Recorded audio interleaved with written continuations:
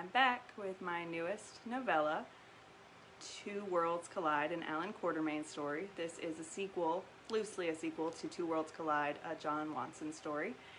We catch up with those characters, but they're not the main focus, so that's why it's only sort of a sequel. So I'm going to read you the first 2 chapters of this new book, and if you want to grab it, I put the link in this, and it's also on my website and Amazon. So let's go.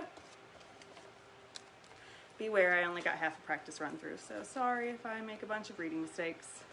Chapter 1, A Bookshop in Seattle. Jinx Hunter found herself sitting in a cafe alone, watching her target purchase his 3rd cup of coffee for the day. The FBI sent her to follow Apollo Banks, a suspected terrorist who is supposedly planning a large-scale attack on the U.S. So far, Jinx hadn't seen anything to indicate Apollo is mixed up with any kind of terrorist activities. But she had her orders, and she was always one to follow her orders. She'd been to Seattle alone because the threat level wasn't high enough to warrant an entire team. After a few days of observation, she agreed with the agency's position on this target because he was only interested in coffee and the library so far. Jinx was a special agent by this point in her career, which meant she was expected to take on cases that held a certain level of serious potential danger. However, she'd been following Apollo Banks for the past 3 days, and he hadn't done anything suspicious. In fact, he hadn't even met with another soul. Apollo was the epitome of a loner, and that made it hard for her to stay focused on him as her target because she was finding herself bored at each turn. Jinx watched as Apollo picked up his coffee and left the shop. She stood and stealthily followed him to the next destination. She watched as he waltzed into a mom-and-pop bookstore, making sure to enter after him. The store was quaint and definitely one that would house the older titles a terrorist might reference for a potential attack. Apollo made his way to the gardening section of the store, and Jinx was about to follow him when a small section of first edition novels caught her eye. Jinx couldn't believe she stopped following her target, but he hadn't done anything suspicious, allowing her to feel confident in her choice to not stick as closely to him. She zeroed in on a first edition of H. Rider Haggard's The Treasure of the Lake. She'd never seen that book in print, but only in e-book. Jinx couldn't help herself as she picked it up and sat down at a nearby table and began to read.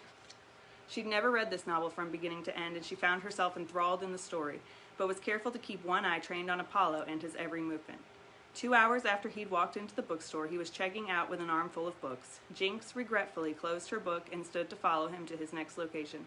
She had no idea when she put that book down what kind of consequences would follow. Oops, we're stuck. Chapter 2, Allan Quartermain. Jinx hadn't had a good night's sleep since she'd arrived in Seattle because she'd been sleeping in her car while paying someone close by to wake her if Apollo went back on the move before morning. After the bookstore, Apollo went straight home, and Jinx found herself unable to sleep in the car one more night. She called into the Washington State FBI office to request someone to tail Apollo, so she could check into a hotel and get at least one good night's sleep. Once she had a lower-ranking agent secured, Jinx checked herself into the nearest hotel and went straight up to her room. She turned her ringer on loud in case she was needed and then laid down on her bed, falling into a deep sleep like she hadn't done for days, maybe months. The following morning, Jinx woke feeling more rested than she had in a year. She was ready to catch her bad guy, no questions asked. Once she was showered and dressed, she called the agent she'd assigned to watch Apollo. "Agent Sharp," she heard the voice answer on the other end of the phone. "Sharp, this is Agent Hunter," Jinx introduced herself. "Where is Apollo currently?" she asked. Her tone rushed because she was starting to feel behind thanks to her good night's sleep. Sharp replied, "Apollo is currently meeting with a group at Volunteer Park. He's been here for the past 20 minutes, he shared. Jinx took in his words. "How many people is he meeting with?" she inquired as she pulled on her boots to head to the location. Based on the intel she'd received before she started tailing Apollo, his terrorist cell was likely a group of 5 to 7 people, so this meet could be the one she'd been waiting for. There was a pause before Sharp replied. "He appears to be meeting with 5 people. They've set up shop by the tower in the center of the park," he added the specific location. "Thank you," Jinx replied as she ended the call and raced out of her hotel into her car and to the location Agent Sharp has specified to her. Once she parked, Jinx found a walking trail at the entrance of the park, and she decided to use it as a cover until she got closer to the tower described to her by Agent Sharp. The tower came into sight after a mile on the trail, and she moved off among the trees and bushes to disguise herself in case anyone, Apollo or his friends, grew curious about their surroundings. She moved low behind a large bush right behind the tower and Apollo's meeting when suddenly she was tackled to the ground. In the middle of her undercover op, Jinx found herself face to face with a man holding an old-school pistol between her eyes. "Who are you and what the hell are you doing?" Jinx whispered in an aggravated tone while the man remained on top of her. The stranger moved off of her body but kept his gun trained on her. "Who am I?" he repeated, her question back, aghast. I'm Allan Quartermain, and you are the one acting very suspiciously, so I believe the better question is, who are you and what are you doing? Jinx suppressed her laughter as she answered the clearly delusional man. I'm Agent Jinx Hunter, FBI, and I'm watching that man over there. Would it be all right if I got back to my assignment without your gun in my face, Mr. Quartermain? She added half sarcastically. He removed his gun and put it back into the holster. You believe I am who I say I am? No one has given me a second glance once I revealed my identity, he revealed, visibly shaken. Jinx paused before she replied to his query to check on her target and sighed as she saw Apollo and his people had left. She raised a finger to Allan as she pulled out her phone and dialed Sharp. Agent Sharp, the friendly voice answered. Sharp, Jinx began. Something unexpected came up at the park, and I lost sight of Apollo and his crew. Can you go back to tailing him until I get a handle on this?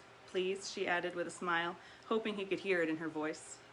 Of course, Sharp replied. I am at your disposal until you finish your assignment here in Seattle. I'll keep you posted on any movements or serious developments, he agreed before ending the call, before she could say anything else. Jinx ended the call and moved her attention back to Allan Quartermain. So, where did you come from? She asked bluntly. Allan let out a frustrated sigh. I was in Africa investigating a new case, and then I was in a bookstore down the street from here, he explained. No one in the store would help me, so I left, and I've been approaching anyone I run into. That was until I saw you looking quite suspicious and diverted my attention to stopping you, he shared. You were in Africa, and then you were in a bookstore in Seattle, Washington, Jinx questioned. And you thought asking people on the street was the appropriate action to take? You're on the wrong continent, and if you are who you say you are, then you're also in a very different time period. He shook his head. I thought you might be able to offer me some guidance, but your sarcasm is worse than the complete lack of understanding I received from anyone else, he stated as he turned and began to walk away. Mr. Quartermain, wait, Jinx yelled out since he'd gotten quite a bit ahead of her in a short time. He paused and looked back at her, so she continued. I apologize for my attitude. It's just that yesterday I was reading a book about you, and today you're here. This doesn't make any sense, but I'd like to help you if you'll allow it. Her words lingered in the air as he remained still, thinking over her offer. And that is all you get. So, will Allan Quartermain let her help? Will they follow a similar story as John and Bronte? You will have to read the rest to find out. All right, guys. It was a pleasure as always. Bye.